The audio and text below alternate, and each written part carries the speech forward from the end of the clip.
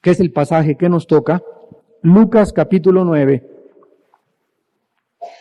versículos 51 al 56. Lucas 9, 51 al 56. Y el tema que tenemos en esta noche se titula No entendiendo la misión de Jesús, o mal comprendiendo la misión de Jesús. Lucas 9, 51 al 56. ¿Ya están todos listos? Muy bien. En este pasaje, que es el que nos toca estudiar en esta noche, dice la Biblia, cuando se cumplió el tiempo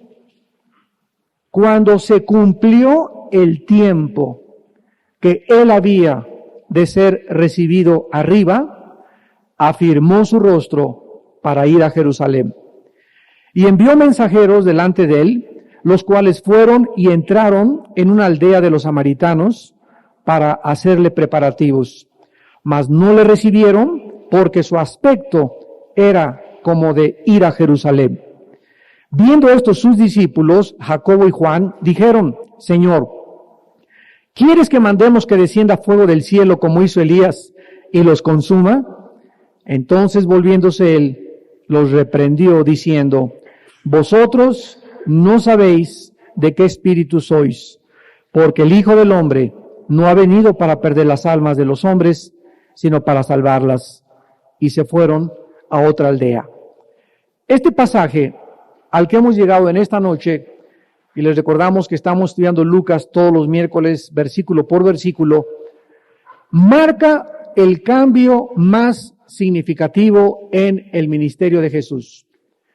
Porque Jesús, a los 30 años de edad, sabía perfectamente bien que ahí comenzaba su ministerio. Durante 30 años Jesucristo no sanó a nadie, no le predicó a nadie, no echó fuera ningún demonio, a ninguna persona. ¿Por qué? Porque Dios tenía su tiempo y el tiempo del Padre es hijo, es hasta los 30 años que tú vas a cumplir tu misión en la tierra y durante 30 años no quiero que hagas nada más que hacer sillas y mesas en la carpintería de tu papá terrenal, José. Y hijo, vas a tener solamente 3 años y medio de ministerio. Cristo sabía y estaba consciente, como lo vamos a comprobar en esta noche, de que él a los 30 años comenzaba su ministerio y que iba a comenzar a predicar en el área del norte, que es Galilea de Israel, durante 1 año y medio. Y después del año y medio, iba a comenzar a bajar y a dirigirse hacia la ciudad de Jerusalén. El principal propósito de Cristo al haber bajado del cielo a este mundo fue morir por nosotros y pagar el precio por nuestros pecados a través del derramamiento de su sangre en una cruz. Veamos nosotros que el Evangelio de Lucas divide el viaje de Jesús en 3 etapas y que Cristo de aquí en adelante continuamente comienza a decirles a la gente, es necesario que vaya a Jerusalén. Los mismos discípulos de Cristo no entendieron, por eso se llama la conferencia en esta noche, no entendiendo la misión de Jesús, no entendían qué quería decir eso de tengo que ir a Jerusalén. Tal vez pensaban ellos, el maestro quiere celebrar la Pascua, el maestro quiere celebrar el Sukkot, o quiere celebrar alguna otra fiesta, la de los tabernáculos en Jerusalén, porque no habían entendido que Jerusalén significaba dirigirse a su muerte. ¿Qué significa esta frase? Afirmó su rostro para ir a Jerusalén. Significa que Jesús comienza desde este momento a dirigirse hacia su muerte, hacia el cadalso, hacia el lugar donde iba a ser asesinado. Cristo comienza a enfrentar su destino. Comienza Jesús a prepararse psicológica, mentalmente, espiritual y físicamente para dirigirse a su destino final en una cruz. Jesús sabía perfectamente bien el minuto, el segundo, el minuto, la hora, el día, la semana, el mes, el año de su muerte, porque a esto había Él bajado a este mundo. La misión de Cristo es vista en términos muy claros, tan claros para que los discípulos no lo pudieran malinterpretar. Sin embargo, los discípulos no lo pudieron entender. Veamos en primer lugar que es llamado al lado de otra persona para ayudarla, defenderla, animarla, consolarla. Esas demás cosas no hacen los abogados ahora, ¿verdad? Ahora parecería que fuera todo lo contrario, ¿no? Vienen a exprimirte, ¿verdad? Vienen a molarnos. Hay abogados, desde luego, que son, no me refiero a todos, ¿verdad? Pero la mayoría, ¿verdad? Hay muy mala fama de eso, porque han corrompido su profesión y su llamado. Pero la palabra abogado significa el que es llamado al lugar de otra persona para ayudarlo, defenderlo, animarlo, consolarlo, confortarlo, todas estas cosas. En una corte de justicia hay un acusado. Ven para acá, Pancho Pantera. Se te acusa de esto y de esto y de esto. En Estados Unidos, que es el único sistema jurídico donde existe la Corte de Justicia y donde hasta que no se demuestra la culpabilidad no se le puede acusar, en México no. En México y ahora hay otra cosa, ¿verdad?, que es anticonstitucional, que se llama el arraigo. Lo vamos a encerrar y usted no sale un mes. Oiga, pero ahí se queda. Pero si todavía han demostrado que soy culpable, no, vamos a tratar, pero mientras son peros o manzanos, usted es culpable delante de nosotros. En Estados Unidos no pueden hacer eso. Se te tiene que demostrar primero tu culpabilidad para poder arraigarte o sentenciarte. Entonces, un acusado es llamado para que se enfrente a un juez. El juez tiene que tener al abogado que la acusa y el abogado defensor. Es una verdadera corte de justicia. Este modelo fue tomado de la Biblia, no del derecho romano ni de los griegos, sino del libro Deuteronomio de la Biblia. Y ese abogado está tratando de demostrarle al juez y al jurado que su acusado no es culpable. Entonces, nosotros tenemos aquí en esta tierra a un acusador. La palabra diablo, apúntalo, la palabra diablo significa el que acusa. Si no sabías, el que acusa. Y Satanás significa el adversario. Entonces, al diablo se le conoce en la Biblia como el acusador. Y el universo entero es una corte de justicia, porque hay un Dios que es el legislador supremo, cósmico, de todas las criaturas que Él ha creado, y en el universo tiene que haber justicia. Nosotros no podemos legislar la moral. La moral solamente puede ser legislada por Dios, el Dios Todopoderoso, porque Él es el que da los principios absolutos de la moral. Aquí abajo todos los valores son relativos. Delante de Dios todo es absoluto. Entonces Dios está en su trono, sentado en la corte de justicia, y cuando un cristiano peca, en ese momento, ¿quién viene? Dice Apocalipsis 12. ¿Quién viene? El acusador. El diablo viene y se presenta delante de Dios, así lo retrata la Biblia, y dice, Pancho ha pecado, tiene 2 semanas que está fornicando con su novia, tiene un amante, pero eso sí, va a los estudios y te dice, gloria a Dios los domingos, Señor. Y le dice el diablo a Dios, ¿qué vas a hacer con Pancho? Y la respuesta es, ¿qué contesta Dios? No, diablito, no te metas en nada porque es mi consentido. Dios no puede hacer eso, Él no hace acepción de personas. Él es infinitamente santo, infinitamente justo. En el momento en que un hijo o una hija de Dios no le pide perdón a Dios y no se arrepiente, el diablo tiene el derecho legal, judicial, de atacar al cristiano y causarle problemas al cristiano y herirlo, inclusive hasta matarlo, con el permiso de Dios. ¿Por qué? Porque Dios no puede intervenir hasta que nosotros estamos debajo de la sangre de Jesucristo. Y cuando dice la Biblia que Jesucristo ahora está sentado, Hebreos 4:15, para interceder, para servir como abogado por nosotros, cuando el diablo viene a acusar a Pancho y Pancho ya le pidió perdón a Dios y ya se arrepintió de su pecado, en ese momento Cristo entra e interviene y le dice al diablo, vete de aquí porque está totalmente bajo la sangre. Cristo es nuestro abogado, defensor ahorita en el cielo, para que cuando nosotros pequemos, Él nos pueda defender. Esto es la misión ahora de Cristo. Ya pagó en la cruz. Ahorita Cristo no está viendo mariposas ahí en el cielo, ni paseándose ahí bebiendo limonadas, ni con una arpa con los angelitos. La misión de Cristo ahorita, hasta que Él regrese, es defendernos y que nuestra fe no falte mientras estamos en el cuerpo. ¿Te das cuenta que si Cristo no hubiera ascendido, no hubiera estado sentado para defendernos ahorita en el cielo? Veamos en Hebreos capítulo 4, retrocede algunos libros hacia atrás de Primera de Juan, y está Hebreos. Dice el versículo 15, porque no tenemos un sumo sacerdote que no pueda compadecerse de nuestras debilidades, sino uno que fue tentado en todo, según nuestra semejanza, pero sin pecado.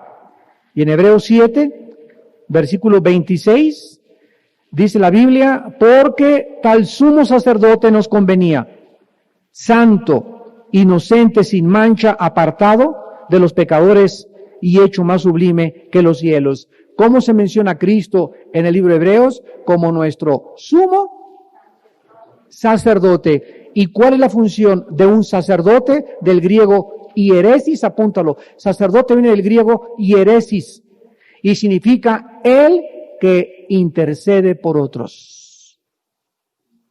El que intercede por otros. ¿Tú eres sacerdote? ¿Eres tú sacerdote? Claro. Dice Apocalipsis 5 y Primera de Pedro 2:9 que nos hizo reyes y sacerdotes.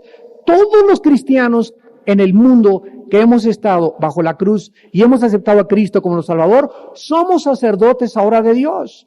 ¿Qué significa este sacerdocio que tenemos? Que me puedo hincar hoy en la noche, escúchame, me puedo hincar ahorita llegando a mi casa y decirle, Padre Santo, te pido por mi hija. Padre, te pido por mi primo, te pido por el jefe de mi trabajo, te pido por esto. Y por causa de que soy hijo e hija de Dios y que estoy bajo la sangre de Cristo, Dios me oye, porque Él no oye a los pecadores. Él nos oye cuando nosotros estamos bajo el tutelaje de la familia de Dios. Y es maravilloso que tú descubras que cuando tú oras, Dios te escucha. Y que tus oraciones están impidiendo que tu hija se descarríe de lo que como podría descarriarse. Que tus oraciones están ya trabajando, aunque tú no lo veas, trabajando con ese amigo, con esa amiga, con tu novio, con tu novia, con tu esposo, con tu esposa. La oración del justo puede mucho. Nosotros se nos da a los cristianos un poder que no tiene ninguna otra persona en el universo. El poder de cambiar las circunstancias y las vidas de los seres humanos a través de la oración. No levantes la mano. ¿Cuánto tiempo oras diario? No me digas. ¿Cuántas horas te pasas en la mañana pidiendo por tu abuelita, por tu suegra, por tus hijos, por tu esposa, por los maestros de la escuela de tus hijos, por tus pastores, por tus amistades? ¿Ya tienes una lista de las personas por las cuales oras todos los días? ¿O no has entendido que la función del cristiano no solamente es venir aquí, aleluya, gloria a Dios? Nuestra función es interceder por los seres humanos. Si es que tienes en tu corazón pasión y anhelo por salvar las almas. Y en tercer lugar, la ascensión de Cristo significa que Él era recibido arriba, no solamente para que Él pudiera resucitar y para que Él pudiera explicar realmente su función, sino también significa que Jesús ha sido exaltado. En el libro de Efesios, capítulo 1, se nos describe esto de una forma maravillosa y gloriosa. Dice en Efesios capítulo 1, versículos 20 al 23, que la grandeza del poder de Dios operó en Cristo, resucitándolo de los muertos y sentándole a su diestra en los lugares celestiales. Ese hombre que nació en un pesebre, con ovejitas, vacas alrededor y ganado. No nació en el Hospital Los Ángeles, con un cardiólogo, con un anestesiólogo, con un pediatra y con un ginecólogo, la Virgen María, la Santa Madre de Jesucristo. Cristo nació en medio de animales, en un pesebre inmundo. El que está ahorita sentado junto a Dios en las alturas gobernando el universo, aquí abajo se humilló hasta lo sumo. Ese hombre que fue crucificado y que le gritaban, si eres el Cristo, sálvate, que enmudeció y no abrió su boca, como un cordero fue entregado al matadero, ese hombre está sentado ahorita junto a Dios, sentándole a su diestra en los lugares celestiales. Escucha, Efesios 1:21, sobre todo principado y autoridad, y poder y señorío, y sobre todo nombre que se nombra, no solo en este siglo, sino también sobre el nombre de Juan Diego. ¿Qué anda la gente ahí pidiéndole a Juan Diego? A San Crisóstomo, a Santa Teresita de Jesús, cuando tenemos al Hijo sentado sobre todo nombre.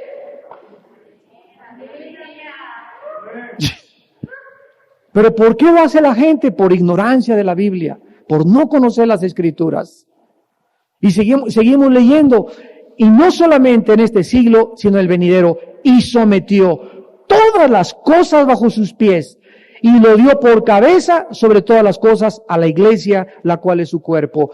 ¿Quién es la iglesia? No es este edificio, no es la iglesia católica, no es la iglesia mormona, no es la bautista, no es la presbiteriana, no es la pentecostal. La iglesia no son las denominaciones ni los edificios, la iglesia somos las personas.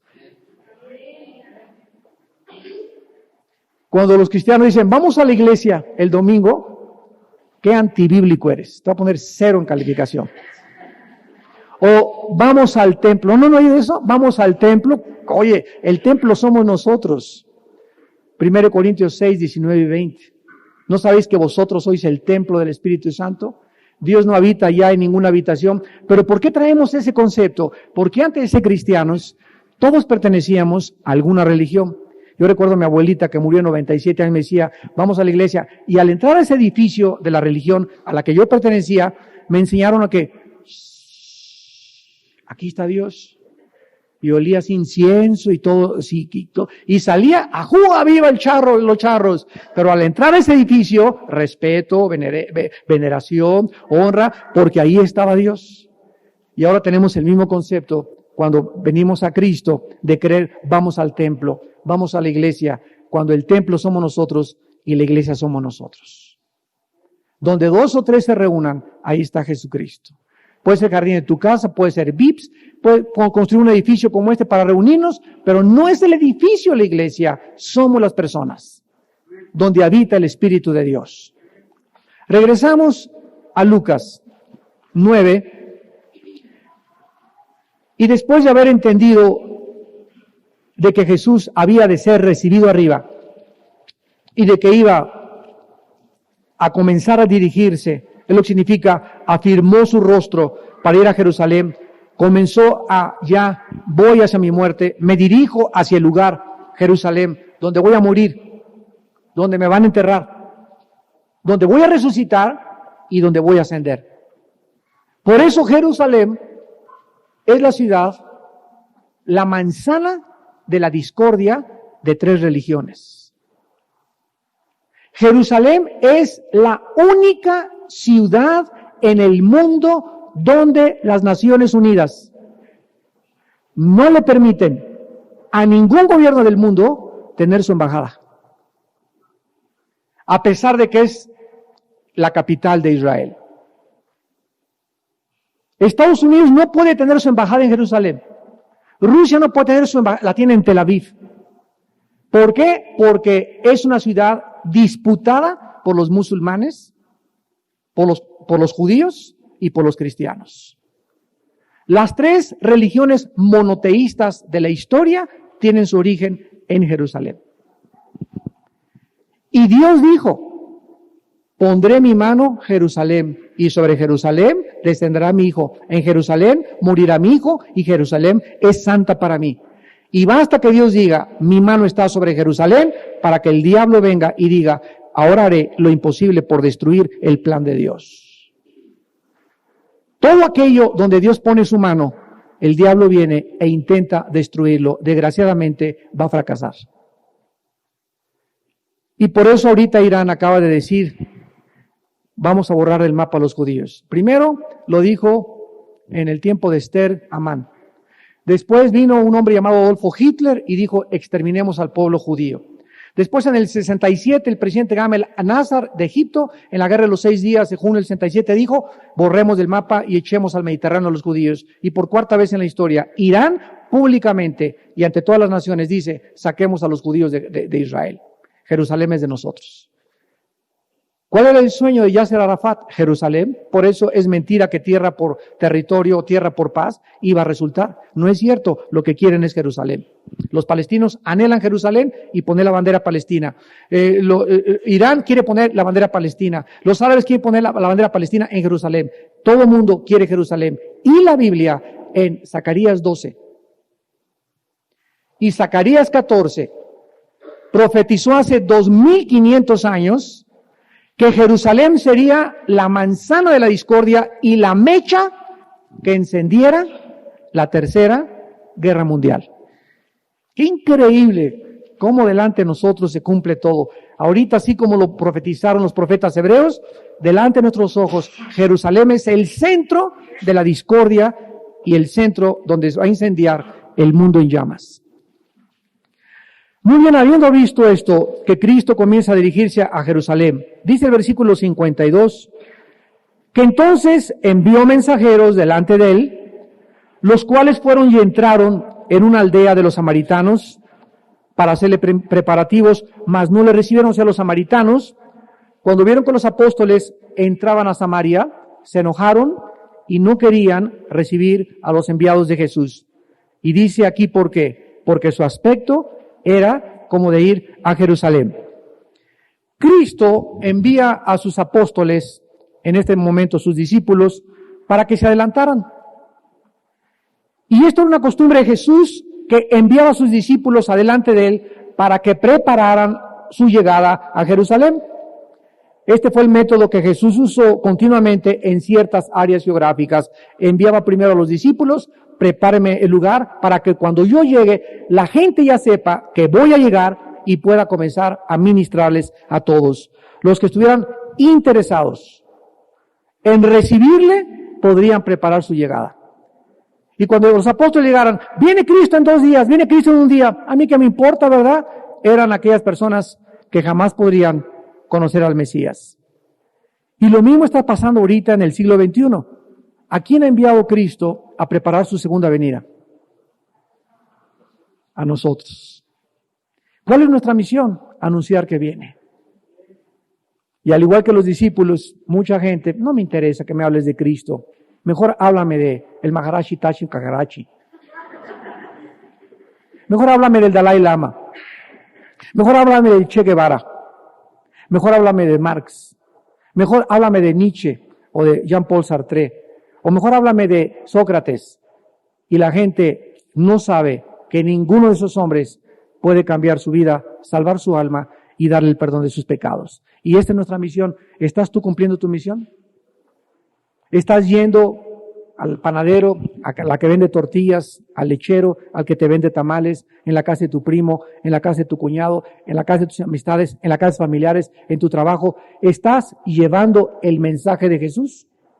Hoy en todo el día, ¿a quién le hablaste de Jesús? Hoy, ¿qué palabras tuviste? De desprecio y mediocridad. No entiendas que eres cristiano para ser testigo de Jesucristo.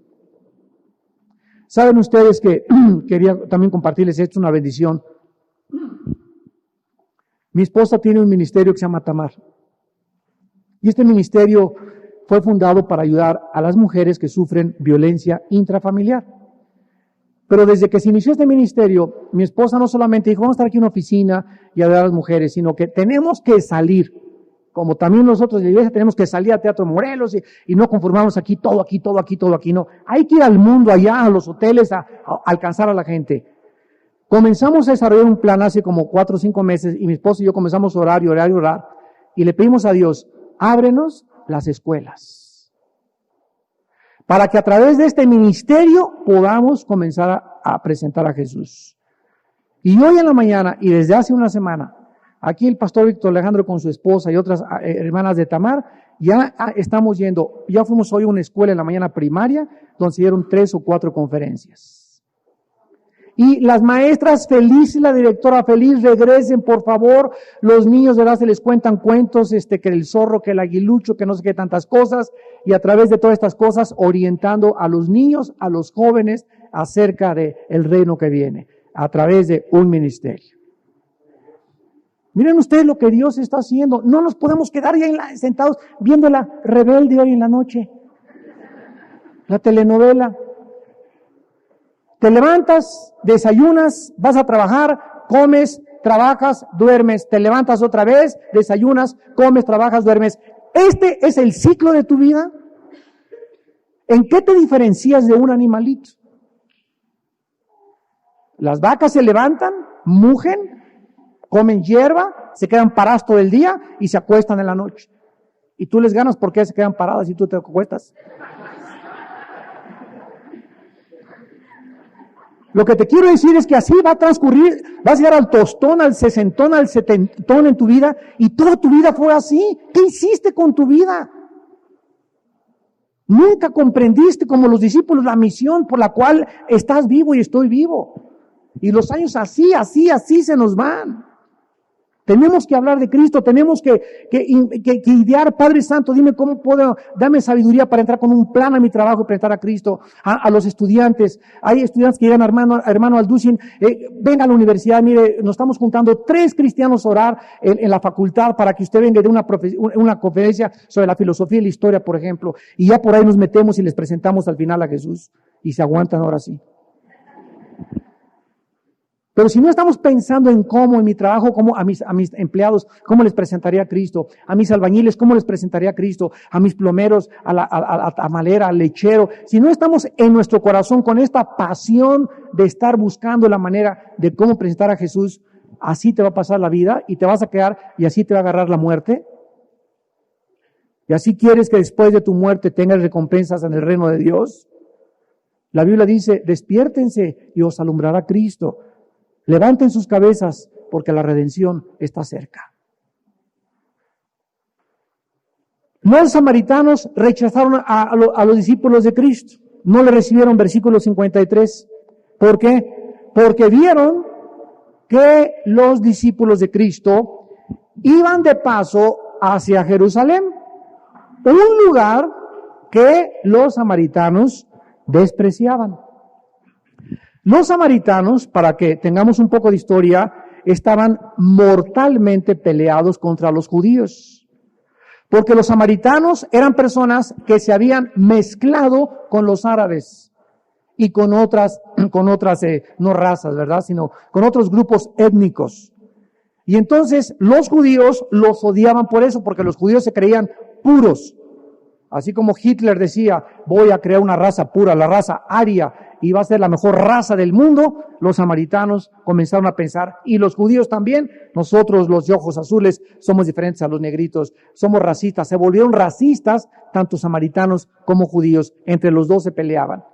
Por eso cuando Cristo llega al pozo de Jacob y se encuentra con la mujer samaritana, ella no podía creer que un judío le pidiera de beber.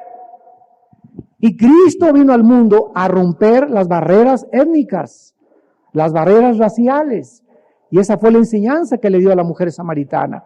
Que Él no venía a ver de qué nacionalidad eres, qué color de piel tienes, si tienes dinero, si no tienes dinero, sino que en Cristo todos somos nuevas criaturas. Y ya no hay credo, ya no hay color de ojos, ya no hay posición social, ya no hay absolutamente nada. Entonces los samaritanos no querían ver nada con la persona de Jesús, porque Jesús iba a ministrar en Jerusalén. Jerusalén tenía su propio lugar de adoración y los samaritanos tenían su propio lugar de adoración. Y cuando supieron que estos hombres venían a preparar la llegada de Cristo e iban en camino hacia Jerusalén, no quisieron recibirlos y los rechazaron. Jacobo y Juan se enojaron,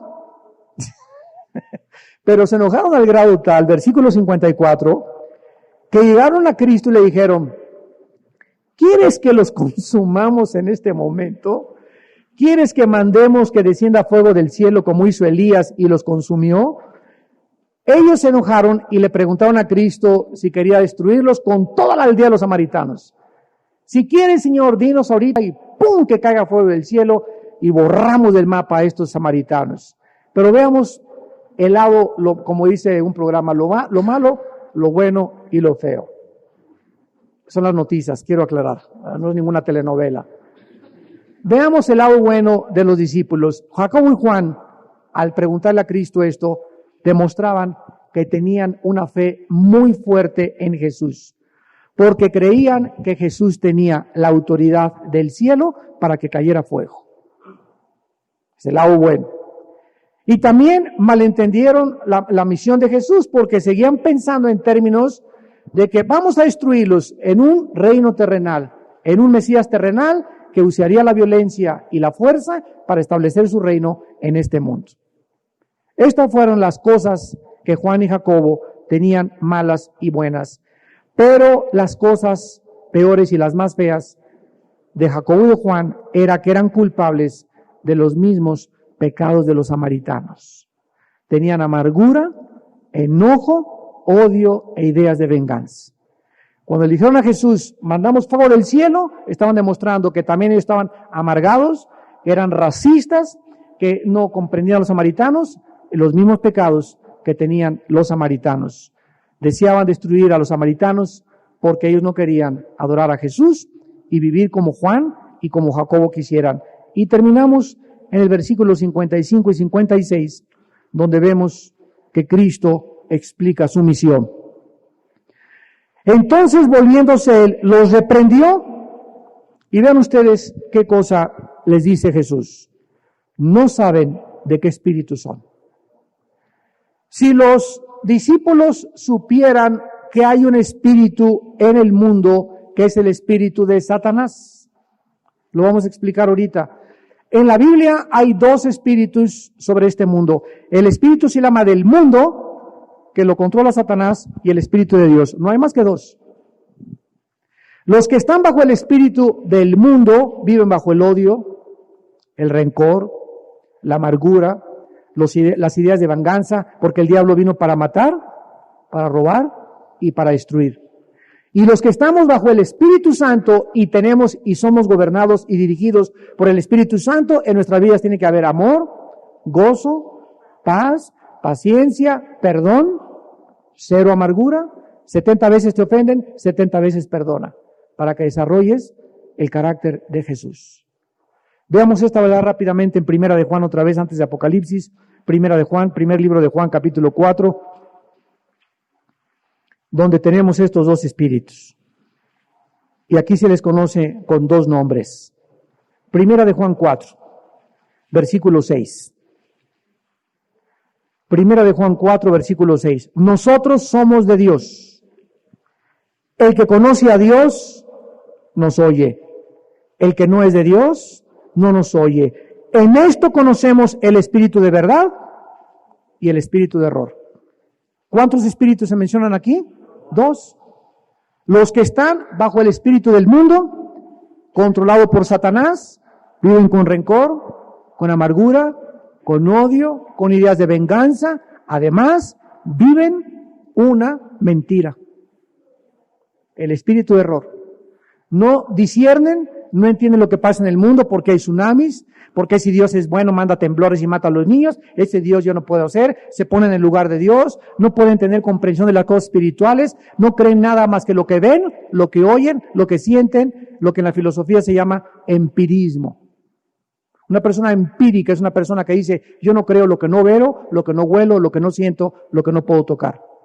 No creen que haya fuera de este mundo físico un mundo que trascienda este mundo físico y que sea invisible y espiritual. También se les conoce como agnósticos o escépticos. Estas personas están en el error porque no conocen el Espíritu de Dios. La misión de Cristo, les dice, regresamos a Lucas, no saben de qué espíritu son. O sea, en este momento, ¿qué le estaba diciendo Cristo a los discípulos? Que en ese momento, cuando le pidieron venganza, con sus ideas de racismo, de odio y de venganza, estaban siendo controlados no por el Espíritu de Dios, sino por el espíritu del mundo, el espíritu de Satanás. Por eso les dijo, no saben de qué espíritu son, porque el Hijo del Hombre no ha venido a perder las almas de los hombres, sino para salvarlas. Estos discípulos no sabían de qué espíritu eran, y porque no sabían de qué eran, ellos querían venganza de los demás. Hermanos y hermanas en Cristo, quiero terminar con este pensamiento. ¿Ustedes conocen un periodo en la historia llamada la Inquisición? ¿Saben ustedes que duró 500 años? Bueno, ¿saben ustedes cuál era la raíz de la Inquisición? El odio, los celos, la amargura y las ideas de venganza. En contra de millones de personas que fueron asesinadas, quemadas, torturadas, arrastradas, les quitaron sus propiedades, etcétera, etcétera, por el simple hecho de no pertenecer a una religión. No, lo hicieron en el nombre de Dios y por eso se llamaron las cruzadas en otra época, antes de la Inquisición, donde se ponían una cruz e iban a Jerusalén a matar, a sacar a los moros de Jerusalén, incendiaron las sinagogas, mataron a los judíos y mataban a cuanto cristiano se oponía a la religión popular. Ellos lo hicieron porque no sabían de qué espíritu eran, ¿no es cierto? Aquí en México hay un pueblo que se llama Canoa, donde fueron unos estudiantes universitarios y comenzó alguien, son comunistas, y los lincharon, porque no sabían de qué espíritu eran. En Tláhuac mataron a 2 agentes federales, bajo el rumor, son espías, nos vienen a matar, nos vienen a secuestrar, no sabían de qué espíritu eran. Y la gente, como no sabe el espíritu que tienen dentro de ellos, actúa como actúa, pero nosotros sí sabemos de qué espíritu somos. Y si tú lo sabes en esta noche, tú tienes que manifestar precisamente la vida en el Espíritu Santo. La vida de la santidad, la vida de la integridad en tus negocios, en tu vida moral, en tu vida sexual, en tu vida de los negocios, en tu vida familiar. La gente tiene que ver en tu vida y en tu testimonio de que tú eres bajo el Espíritu de Dios y que tú te conduces y tú actúas de una manera diferente a los que están bajo el espíritu del mundo. Oremos. Padre, en esta noche hemos entendido por qué moriste en la cruz. Para darnos tu espíritu, para que regresaras tú en la forma del Espíritu Santo y entraras a nuestra alma a gobernarnos, a dirigirnos, a mostrarnos la verdad, a sacarnos de las tinieblas, de la esclavitud del pecado, del espíritu del mundo. Nos has trasladado de las tinieblas a la luz admirable de tu Santo Hijo Jesucristo, quien murió por nosotros, fue enterrado y sepultado y resucitado, y ahora ascendió a los cielos y está sentado a tu diestra, Padre, viviendo para interceder por nosotros, para que cuando nos sintamos desanimados, desilusionados, desconsolados, Él ore por nosotros, interceda por nosotros contigo, Padre, para que nuestra fe no falte, para que seamos santos y sin mancha en medio de una generación perversa y maligna que nos rodea, en medio de un mundo descompuesto por el pecado, por la corrupción, por la inmoralidad, por la degradación y la depravación, a causa de las pasiones sin control de los seres humanos. Señor, estamos viendo ahorita cómo el Medio Oriente está incendiándose. París está incendiándose en este momento, Padre. El mundo está desesperado, violencia, asesinatos, secuestros, porque no saben de qué espíritu son. Pero nosotros tenemos un mensaje que compartir, y eres tú, Jesús. Para que podamos levantar tu nombre, Jesús, y vivir para ti en la corta vida que nos has dado. En esta noche tal vez haya alguna persona o varias personas que aún no sabían al entrar a este lugar de qué espíritu eran. Y Dios no quiere que salgas de este lugar en esta noche sin saber de qué espíritu eres. Él quiere que conozcas tu misión ahora, por qué naciste y por qué vives. Y no nacimos ni vivimos solamente para hacer dinero, ni solamente para trabajar, ni para alcanzar logros aquí en esta vida. Tenemos una misión mucho más elevada, que es conocer a Dios y propagar su mensaje de salvación a un mundo que no sabe de qué espíritu es. Si tú en esta noche quieres invitar a Jesucristo a tu vida, como tu Señor y como tu Salvador, díselo con estas palabras, ahí desde tu lugar, en el silencio de tu alma. Dile: Señor y mi Dios, creo que en esa cruz, tu Santo Hijo Jesucristo murió y pagó con su sangre por mis pecados. Y como creo que resucitó a los 3 días de los muertos, te pido, Jesús, porque sé que estás vivo, que entres en este instante a mi corazón. Entra, recibo tu Espíritu Santo, porque me arrepiento de mis pecados y porque necesito la fuerza para ya no pecar y vivir para ti. Te doy las gracias porque me has perdonado y mis pecados han sido borrados totalmente y me has dado la vida eterna. Gracias, Señor Jesús. Gracias por esta salvación tan grande. En tu nombre precioso. Amén.